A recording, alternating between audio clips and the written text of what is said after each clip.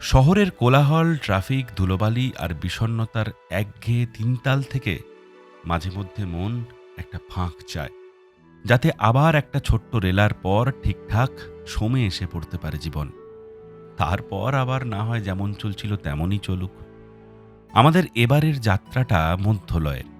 শুরুতে কলকাতা থেকে আওড়াতের পর আওড়াত এক্সপ্রেস হাইওয়ে, তারপর হঠাৎ একটা বাঁক পেরোতেই সেই ফাঁক, সেই লাল মাটির রাস্তা আর সবুজের না তিনতিন্না। আজকের ভিডিওতে আমরা পাড়ি দিচ্ছি কলকাতার খুব কাছের এক শান্ত নির্জন স্বর্গ, বড়ন্তিতে। পুরুলিয়া আর বাঁকুড়ার সীমান্তে পাহাড় আর জঙ্গলে ঘেরা এই বড়ন্তি লেক যেন ক্যানভাসে আঁকা এক জীবন্ত ছবি।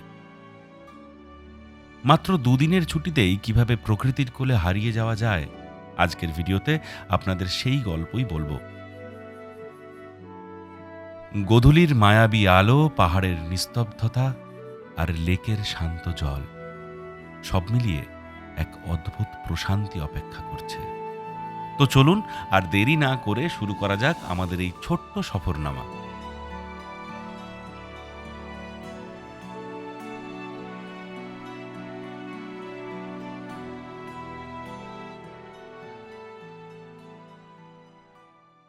আমরা এসে জাস্ট পৌঁছলাম বড়ন্তিতে। বড়ন্তি লেকের থেকে একটু দূরেই বড়ন্তি বনলতা রিসর্টের কাছে।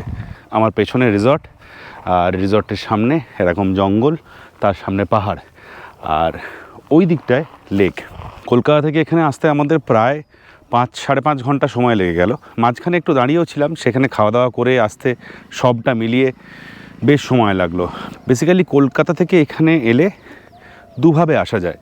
একটা হচ্ছে একদম সোজা রানীগঞ্জ এসে বাঁ দিকে ঢুকে যাওয়া, আর আরেকটা দুর্গাপুর থেকে বাঁ দিকে ঘুরে বড়জোড়া হয়ে ভেতরে ভেতরে আসা। আমরা রানীগঞ্জের রাস্তাটা দিয়ে এসেছি। রানীগঞ্জ অবধি তো হাইওয়ে, কোনো অসুবিধা নেই। তারপরের রাস্তাটাও মোটামুটি ভালো, বেশ অনেকটাই। আবার কিছুটা রাস্তা বেশ জ্যাম, ভিড় এই সমস্ত রয়েছে। আপাতত রুমে যাব, একটু ফ্রেশ হব, তারপর এখান থেকে বেরিয়ে আমরা যাব বড়ন্তি লেকের ধারে। তো চলুন শুরু করা যাক আজকের ভিডিওটা। বড়ন্তি লেক থেকে 5 মিনিটের হাঁটা পথের দূরত্বে রয়েছে এই একেবারে নতুন বড়ন্তি বনলতা রিসর্ট। আমরা যখন গিয়েছিলাম, মানে ডিসেম্বরের শেষ সপ্তাহে, তখন সবে মাত্র সপ্তাহ দুয়েক হয়েছে এই রিসর্টটা খুলেছে। আজকে আমরা একটা ভালো জায়গায় এসেছি, হচ্ছে কি জানো বেড়াতে নামটা? বড়ন্তি। একেবারে নতুন ঝাঁ চকচকে রুম, সুবিশাল বিছানা, প্রচুর আলো, এসি, টিভি, বড় ওয়ার্ড্রোব, স্পেশিয়াস বাথরুম। এটা হচ্ছে ওয়ার্ডরোব, যেখানে লুকানোর জায়গা আছে হাইডিং করার জন্যে। আর একটা সুন্দর বারান্দা।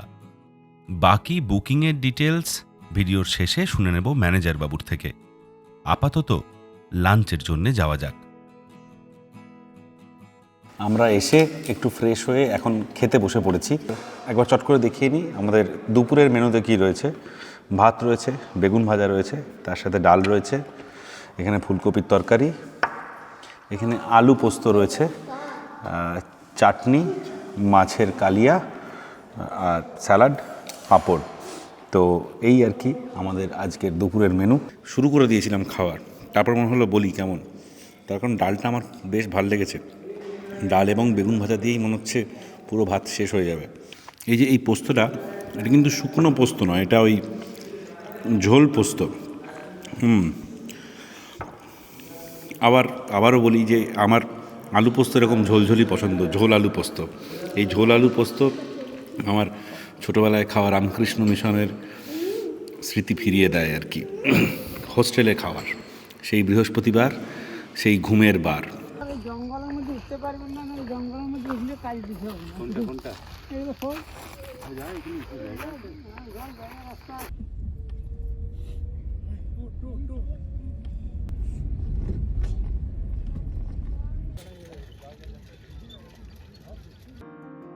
প্রথমে ভেবেছিলাম লেক অবধি গাড়িতে গিয়ে হেঁটেই ঘুরব। পরে ম্যানেজার বাবুর থেকে তার বাইক ম্যানেজ করে সোজা লেকের পাশের রাস্তায় গাড়ি অ্যালাউড না, আর ড্যাম অবধি হাঁটা মানে প্রায় 2-2.5 কিলোমিটার।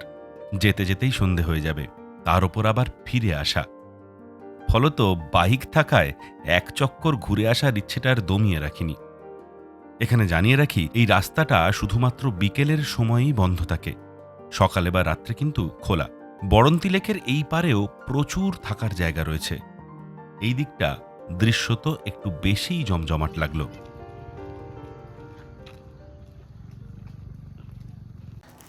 এসে খেয়ে দিয়ে বেরিয়ে পড়েছি, আর এখন দাঁড়িয়ে রয়েছি বড়ন্তি লেকের পাড়ে। প্রত্যেকবার বা বেশিরভাগ যেখানেই যাই সূর্যাস্তটা মিস করি বেশিরভাগ জায়গাতে। এইবারে এখনও সূর্যাস্ত হতে আরও কয়েক মিনিট বাকি রয়েছে। ভালো লাগছে, সুন্দর লাগছে, তার কারণ একটা অদ্ভুত ফগি ওয়েদার রয়েছে। এই তো পেছনে এদিকে সূর্যাস্ত, আর একটু এই ডান দিকে করলে সেখানে বড়ন্তি পাহাড়, আর মাঝে বড়ন্তি লেক। এই তো বড়ন্তি দেখতে আসা। আমাদের হোটেল থেকে এই বড়ন্তি লেক অবধি 1.5 কিলোমিটার মতো রাস্তা। এখানে না পার্কিং রয়েছে, গ্রামের ছেলেরা পার্কিংয়ের বন্দোবস্ত করেছে, তো ওই 50 টাকা মতো নিচ্ছে আর কি। তো এখন এখান থেকে যাব, এই যে এই রাস্তাটা লেকের যে পাশের রাস্তাটা দিয়ে হাঁটার একটা অনেকটা হাঁটার রাস্তা রয়েছে। পুরুলিয়ার ঠান্ডা কিন্তু পড়তে শুরু করেছে, বেশ ঠান্ডা লাগছে কিন্তু। সোয়েটার জ্যাকেট এই সমস্ত পরে নিয়েছি যাতে হঠাৎ ঠান্ডাটা না লেগে যায় আর কি। চলো, এই আর কি।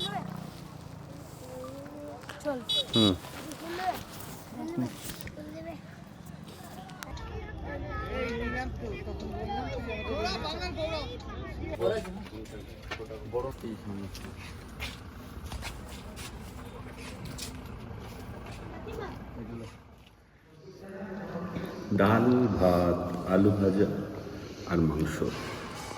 আমার ফেভারিট মাংস।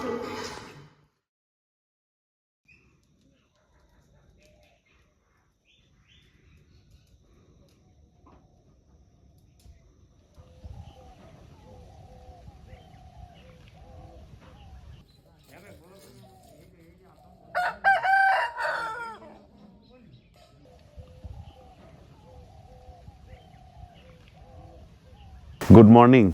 বড়ন্তি বেড়াতে এসে সেই ভয়ানক ঘটনাটা ঘটে গেছে, যেটা আমার জীবনে খুব সচরাচর খুব কম ঘটে। সেটা হচ্ছে সকাল সকাল ঘুম থেকে ওঠা। ঘুম ভেঙে গেছে, আবার শীতকে আঁকড়ে ঘুমিয়ে পড়ার কোনো মানে হয় না। তার থেকে বরং খেজুর রস খেয়ে আসি। এবারে সে কোন ছোটোবেলায় তখন আমাদের গ্রামে সাইকেলে করে খেজুর রস বিক্রি করতে আসতো, তখন আমি লাস্ট খেজুর রস খেয়েছি। তারপর থেকে যতবারই প্ল্যান হয়েছে, যতবারই আমি বাড়ি গেছি ভেবেছি খেজুর রস খেতে যাব, সে আর হয়ে ওঠেনি। তার কারণ ঘুম ভাঙতে দেরি হয়, আর ঘুম ভাঙতে দেরি হলে যথারীতি খেজুর রস পাওয়ার আশা খুব একটা থাকে না। গতকাল এখানে বড়ন্তির পাড়ে যেখানে খেজুর গুড় বিক্রি করছিল, তাদেরকে জিজ্ঞেস করলাম যে খেজুর রস কতক্ষণ অবধি পাওয়া যাবে, তো ওরা বলেছে 8টা-9টা অবধি। শীত রয়েছে, আজকে তো দেখতেই পাচ্ছেন এখন 7:30টার সময় কোথাও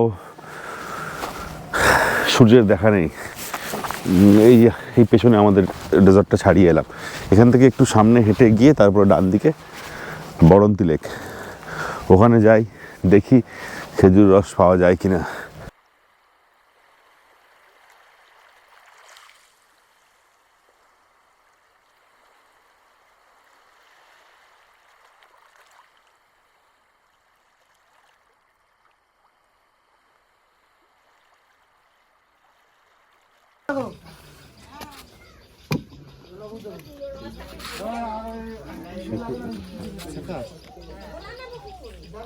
বোতল দিয়া যায়, বোতল প্যাক করে দেবো।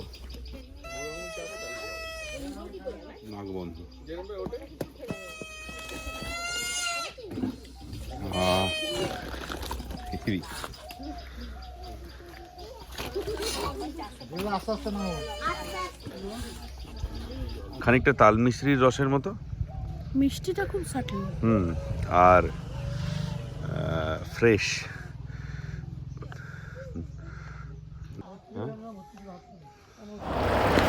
আমরা সকাল সকাল 1 গ্লাস করে খেজুর রস খেয়ে তারপরে এই বড়ন্তি লেকের পাশ দিয়ে একটু হাঁটছিলাম, কি ভয়ানক ঠান্ডা। এই দিক থেকে পুরো একদম হাওয়াটা আসছে, আর এসব না থাকলে হাড় কেঁপে যেত। ভয়ানক ঠান্ডা, তবে মজাও লাগছে। কতদিন পরে এই ঠান্ডাটার একটা আভাস পেলাম আর কি, মানে এই বাঁকুড়া পুরুলিয়া সংলগ্ন এলাকায়। রিসর্টে ওই সমস্ত ব্রেকফাস্ট টেকফাস্ট আছে, কিন্তু যাওয়ার সময় দেখছিলাম ওখানে গরম গরম চপ ভাজছে, তার সাথে মুড়ি। এই অপশনটা ছাড়া উচিত না।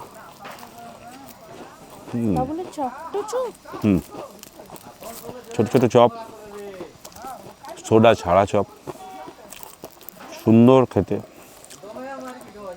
আমি ঠিক যেভাবে চপ মুড়ি খাই সেভাবে খেতে পারছি না, মানে যেটা বাঁকুড়া স্টাইল চপ মুড়ি খাওয়া, যেটা আমি পছন্দ করি আর কি। ঠিক আছে, তবুও তো চপ মুড়ি, চপের জন্য আমি প্রাণপাত করে দিতে পারি। এই চপ আমার রক্তে, আমি রক্তে চপ বয়ে বেড়াচ্ছি। বাবা সন্টু কাকাকে দিয়ে 10টা চপ আনাতো, দিয়ে সন্টু কাকা সেই 10টা চপ আনার পরে একটি চপ সন্টু কাকাকে দিত, বাকি 9টা চপ বাবা একা খেত।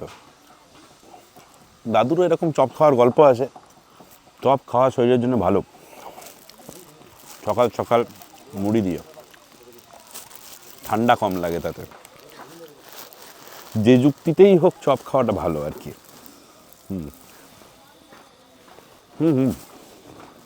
খা খা। লেকের পাশ থেকে ফিরে আসতে আসতে মেঘ চৌচির করা সুন্দর রোদ তখন চারপাশে, ফলত কিছুটা ফ্রি ভিটামিন ডি এর আশায় রিসর্টের মধ্যে চড়তে বেরিয়ে পড়লাম।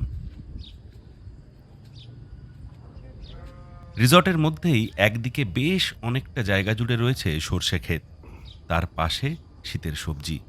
এইসব ঘুরে দেখতে দেখতে হাড়ের কাঁপাকাঁপি খানিকটা কম হতেই ব্রেকফাস্ট সেরে বেরিয়ে পড়ার তোড়জোড় শুরু করলাম।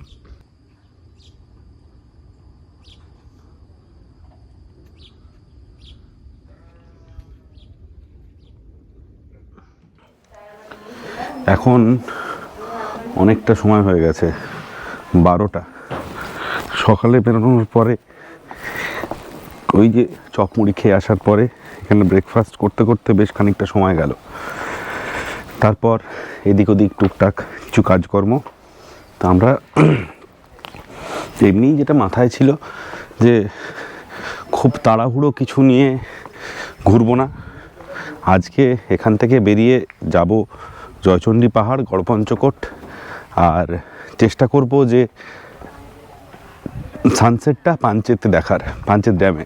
আমরা যখন বড়ন্তি লেকের পাশ থেকে ঘুরে এলাম তখন কিন্তু 10টা পেরিয়ে গেছে, সূর্য সেই অর্থে তখনও ওঠেনি। এই সূর্য উঠলো, রোদ দেওয়া শুরু হলো এই 1 ঘন্টা হবে, 1 ঘন্টা আগে থেকে। চলুন তাহলে বেরিয়ে পড়া যাক। যেতে যেতে বাকি গল্প হচ্ছে। তোতা সর্বাগ্রে হাঁটতে হাঁটতে রেডি হয়ে। উইমি রেকর্ডে আর আমরাও রেকর্ডে। এখন আমরা কোথায় যাচ্ছি? পাহাড়, একটা ভালো পাহাড়, জয়চণ্ডী পাহাড়। চণ্ডী পাহাড়। জয়চণ্ডী পাহাড়, গড় পঞ্চকোট। বড় পঞ্চকোট, গড় পঞ্চকোট কোথায়? বড় পঞ্চকোট, ভালো করে বল। গড় গড় পঞ্চকোট। পঞ্চকোট, তাহলে কোথায় যাচ্ছি? বড় পঞ্চকোট, বড় পঞ্চকোট। গড় পঞ্চকোট। বড়ন্তি লেকে দিন দুয়েকের ঘোরার প্ল্যান থাকলে যে কটা জায়গা আশেপাশে ঘুরে দেখা যেতে পারে তার মধ্যে গড়পঞ্চকোট, জয়চণ্ডী পাহাড় অন্যতম। আমাদেরও এই জায়গাগুলো অদেখা, ফলত সবাই মিলে বেরিয়ে পড়লাম। আরও কি কি দেখা যেতে পারে, কোথায় কোথায় যাওয়া যেতে পারে সেই কথা পরে বলছি। আগে বলি আমাদের জয়চণ্ডী পাহাড় যাওয়ার রাস্তার কথা। বড়ন্তি হয়ে রঘুনাথপুরের রাস্তা ধরে জয়চণ্ডী পাহাড় পৌঁছতে লাগে প্রায় 1 ঘন্টার মতো। একে এখন পিকনিকের সময়, তার ওপর জয়চণ্ডী পাহাড়ে চলছে 1 সপ্তাহের মেলা, ফলত সবটা মিলিয়ে বেশ জমজমাট।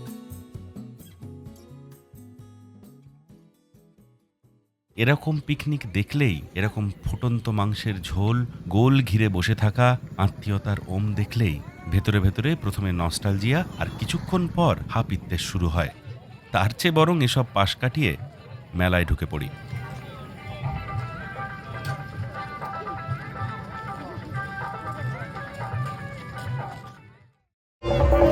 এখন আমরা রয়েছি জয়চণ্ডী পাহাড়ের সামনে, আর এই যে পাহাড়ে ওঠার যে গেটটা, সেই গেটটা থেকে একটু উঠেই দাঁড়িয়ে পড়েছি। এর থেকে বেশি ওপরে আর যাচ্ছি না, তার কারণ সেই আমার একই ব্যাখ্যা যে পাহাড়ে উঠলে তো আবার নেমে আসতেই হবে। পাহাড়ের ওপর থেকে পাখির চোখে এই রঘুনাথপুর বা তার সংলগ্ন এলাকাকে দেখা যায়। তো এই মুহূর্তে আমি মানুষের চোখ নিয়েই বেশ খুশি, পাখির চোখে আর দেখতে চাইছি না। তার কারণ এই ওপরে ওঠার জন্য প্রায় 500 সিঁড়ি ভাঙতে হবে, আর 500 সিঁড়ি ভেঙে যদি ওপরে যাওয়া যায় তাহলে ওই পাহাড়ের ওপরে লোকজন দাঁড়িয়ে আছে। আর এই মুহূর্তে পেছনে তো ভয়ানক আওয়াজ, ভয়ানক ভিড়, দেখে বুঝতেই পারছেন যে এখানে একটা মেলা চলছে। এই মেলাটা প্রত্যেক বছর জয়চণ্ডী পাহাড়ে বড়দিনের পরে অর্থাৎ 25শে ডিসেম্বর থেকে বা 26শে ডিসেম্বর থেকে শুরু হয়, 2 তারিখ অবধি চলে, সেকেন্ড জানুয়ারি অবধি চলে। তো যাই হোক, একটা ছোটোখাটো গ্রামীণ মেলা যেরকম হয় সেখানে যা যা জিনিসপত্র পাওয়া যায় সেই সবই পাওয়া যাচ্ছে, কিন্তু সেটার পরিসরটা সুবিশাল। মানে আমি ছোটোবেলা থেকে বেলিয়াতোড়ের মেলা দেখে আসছি, সেখানে যা যা জিনিসপত্র পাওয়া যায় এখানেও মোটামুটি তাই, কিন্তু পরিসরটা ব্যাপক। স্টেজ রয়েছে, পেছনে গান বাজনা হচ্ছে। আর এই মুহূর্তে এই জয়চণ্ডী পাহাড়ের বিভিন্ন জায়গায়, পাহাড়কে ঘিরে বিভিন্ন জায়গায় প্রচুর পিকনিক স্পট বানিয়ে সেখানে অনেকে কিন্তু পিকনিক করছেন, যেরকমটা শুশুনিয়া পাহাড়ে আমরা দেখেছি বা ছোটোবেলায় ইভেন করেওছি।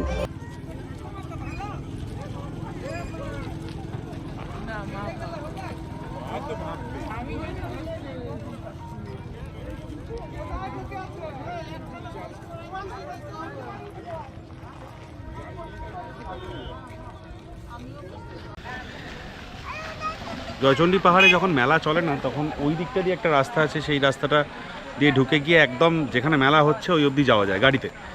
তো আজকে যেহেতু রাস্তাটা অনেকটা ঘুরিয়ে দিয়েছে, কারণ ওই রাস্তাটা এমনিতেই জ্যাম রয়েছে আর পুরোটাই ভিড়ে ভর্তি। তো আমরা করলাম কি, আমরা ওই দিক দিয়ে ঘুরে এসে জয়চণ্ডী পাহাড়ের যে যুবা বাসটা রয়েছে সেই যুবা বাসের পাশ দিয়ে এসে এইখানে গাড়ি রাখলাম। আর যেখানে গাড়ি রাখলাম সে তার ঠিক উল্টো দিকে ওই সামনে দেখাচ্ছি, এখানে জয়চণ্ডী হিল রিসর্ট রয়েছে, যেটা এখান থেকে দাঁড়িয়ে দেখছি বেশ সুন্দর। একটা ছোট টিলা মতো পাহাড়, তার ওপরে এই হিল রিসর্টটা তৈরি করা রয়েছে। জয়চণ্ডী পাহাড়ের মেলায় কিছুক্ষণ সময় কাটানোর পরে এখন আমাদের গন্তব্য গড় পঞ্চকোট। জয়চণ্ডী পাহাড় থেকে বেরিয়ে রঘুনাথপুরের রাস্তা ধরে ঠিক যে পথে আমরা এসেছিলাম সেই পথেই ওই যে দূরে দেখা যাচ্ছে পঞ্চকোট বা পাঞ্চেত পাহাড়, আর ওই পাহাড়ের ঠিক নিচেই রয়েছে অষ্টাদশ শতকের বর্গী আক্রমণের ক্ষতচিহ্ন বুকে নিয়ে ধ্বংস হয়ে যাওয়া গড় পঞ্চকোট।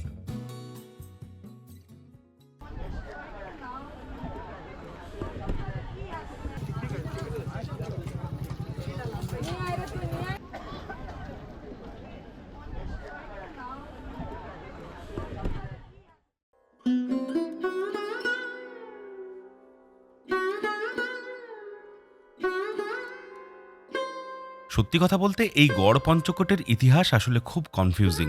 কেউ বলেন রাজা রঘুনাথ সিং দেবের সন্তান এবং শেখর রাজবংশের প্রতিষ্ঠাতা দামোদর শেখর এখানে দুর্গের প্রতিষ্ঠা করেন 80 সালে। রঘুনাথ সিং দেবের পুরী যাওয়ার একটা গল্প প্রচলিত আছে বটে, কিন্তু 80 সালে পুরী মানে জগন্নাথ মন্দির তৈরি হওয়ারও 1200 বছর আগের ঘটনা। বিশ্বাসযোগ্য কি? আবার কেউ বলেন তার উত্তরসূরিরা 10ম শতাব্দী নাগাদ এখানে দুর্গ তৈরি করেছিলেন। এদিকে মেজর কানিংহ্যামের আমলে আর্মেনীয় ভারতীয় ইঞ্জিনিয়ার, আর্কিওলজিস্ট এবং ফটোগ্রাফার জোসেফ ডেভিড বেগলারের প্রায় 150 বছর আগের রিপোর্ট অনুযায়ী দুর্গটি নাকি রাজা মান সিংহের আমলে তৈরি, যেটির একটি প্রবেশদ্বারের ফলকে নাকি মল্লরাজ বীর হাম্বীরের নাম লিখিত ছিল। অর্থাৎ দুর্গটির দখল একসময় মল্লরাজদেরও ছিল। আবার এই কথাও প্রচলিত যে 18 শতকে রঘুজি ভোসলের নেতৃত্বে বর্গী আক্রমণের পরে এই দুর্গ এবং সংলগ্ন সমস্ত মন্দির ধ্বংসপ্রাপ্ত হয়। ওয়েস্ট বেঙ্গল হেরিটেজ কমিশনের অধীনে গত কয়েক বছরে পঞ্চরত্ন মন্দির সহ বাকি ধ্বংসপ্রাপ্ত জায়গাগুলোর সংরক্ষণ ও সংস্করণ শুরু হয়েছে। সেই কমিশনের দেওয়া তথ্য অনুযায়ী পঞ্চকোট রাজবংশের রাজপুরোহিত ও সভাপণ্ডিত রাখালচন্দ্র চক্রবর্তীর লেখা পঞ্চকোট ইতিহাস থেকে জানা যায়, উজ্জয়িনীর ধার রাজ্যের মহারাজা জগদ্দেও সিংহের পুত্র দামোদর শেখরই নাকি এই শেখর রাজবংশের প্রতিষ্ঠাতা, এবং সেই শেখর বংশের ৩১তম রাজা কীর্তিনাথ শেখর এই পঞ্চকোট পাহাড়ের নিচে তাঁর রাজধানী স্থানান্তর করেছিলেন এবং প্রায় ৮০০ বছর ধরে এখানে বংশ পরম্পরায় রাজত্ব করার পরে ১৭৫০ খ্রিস্টাব্দে মহারাজ শত্রুঘ্ন শেখরের মৃত্যুর পর রাজধানী একে একে রামবনী, কেশরগড় হয়ে শেষে ১৮৩২ সালে কাশীপুরে স্থানান্তরিত হয় এবং এখানে যে বর্গী আক্রমণের কথা বলা হয়ে থাকে তার ঐতিহাসিক সত্যতা কিছু নেই।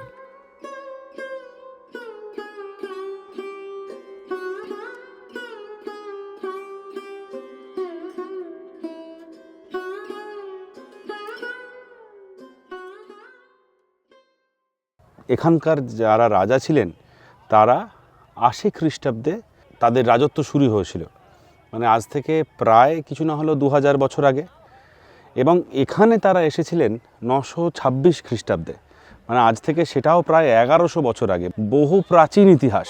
যে রাজারা থাকতেন তাদেরকে বলা হয় শেখর বংশের রাজা।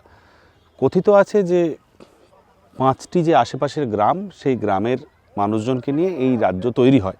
কদিন আগে মুর্শিদাবাদ গেছিলাম, সেখানে ২০০-২৫০ বছরের স্ট্রাকচার দেখে আমাদের কেমন একটা অদ্ভুত লাগছিল, কিন্তু এখানে দাঁড়িয়ে এই এত বছরের পুরনো, প্রায় ১০০০ বছরের পুরনো স্ট্রাকচার, সেটা দেখে আরও অবাক লাগারই কথা।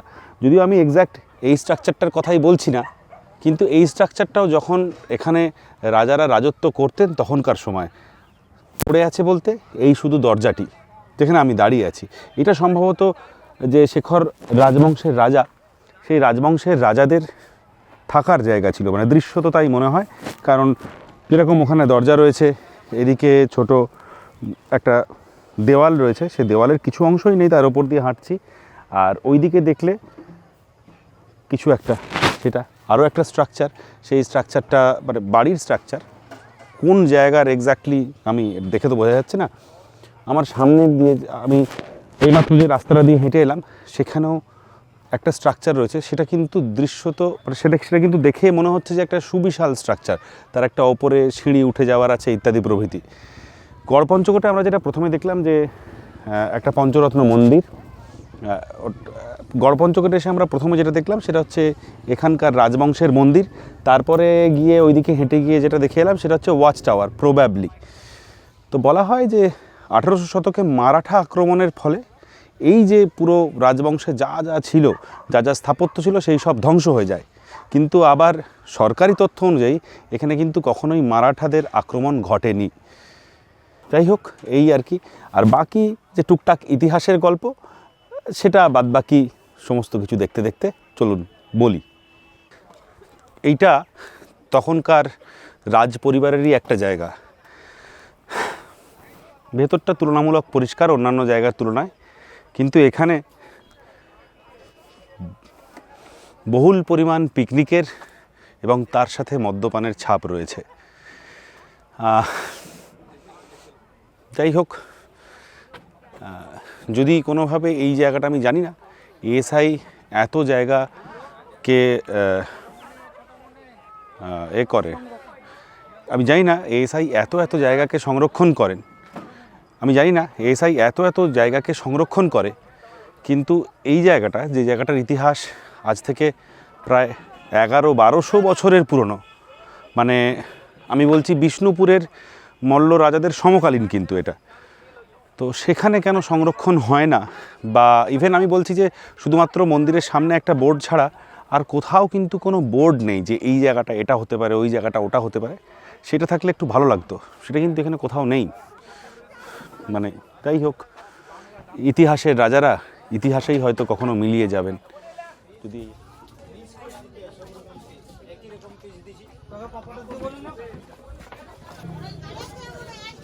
গরম ভাত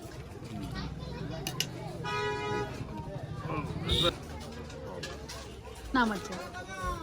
তাই না, শুরু করে দিলাম আমি। হুম, মাঝখানটা না না দুটো আপাতত এখানে খেতে বসে পড়লাম একদম গড়পঞ্চকোটে মন্দিরের সামনে। এখানে মিল হচ্ছে 80 টাকা, তার মধ্যে ভাত, ডাল, আলু পোস্ত আর বাঁধাকপির তরকারি। সুন্দর খাবার, ঘরোয়া খাবার। আর দেশি মুরগি হচ্ছে 200 টাকা প্লেট। 4 পিস থাকে। আপনি যদি পুরো কেজি নিতে চান তাহলে সেটা আবার 800 টাকা। এবার এমনি মুরগি নেই, দেশি মুরগি একটু রয়েছে। আমরা একটা দেশি মুরগি 1 প্লেট আর তার সাথে একটু মানে অমলেট বলেছি। চিকেন নেই, মাছের অপশন ছিল বোধহয়। এখানে 3-4টে দোকান আছে, মোটামুটি কাছাকাছি একই। ভাত থেকে ধোয়া। ভাতটা এখন গরম, 4:30 পেরিয়ে গেছে। গরম ভাত, এটাই দরকার ছিল। ওহ,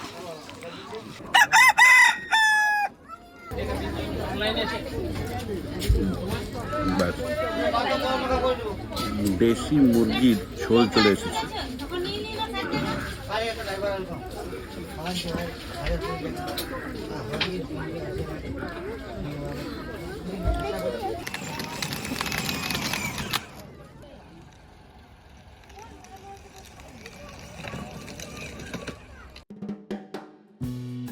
ফেরার সময় গুগল ম্যাপ ব্যবহার করেই ফিরুন, কিন্তু শর্টকাট নেবেন না। যে রাস্তা দিয়ে এসেছিলেন সেটা ধরেই ফিরে আসুন। আমরা শর্টকাট নিতে গিয়ে কিন্তু ভীষণ ফেঁসে গিয়েছিলাম।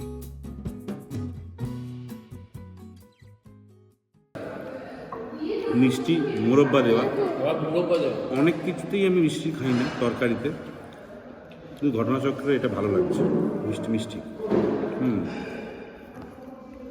কমলা লেবুও রয়েছে আবার এর মধ্যে। বাহ,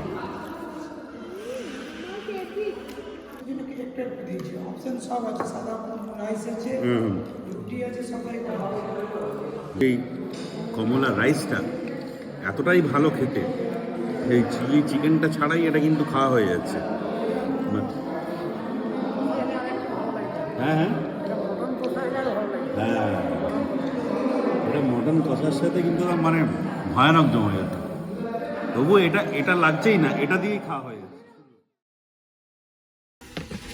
চাটা একটু দিয়ে দেবেন। হ্যাঁ আচ্ছা, ওই বললাম যে পোচ বললাম বানাচ্ছি।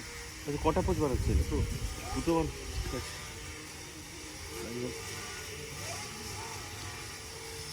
চলে এসো, শুরু করা যাক।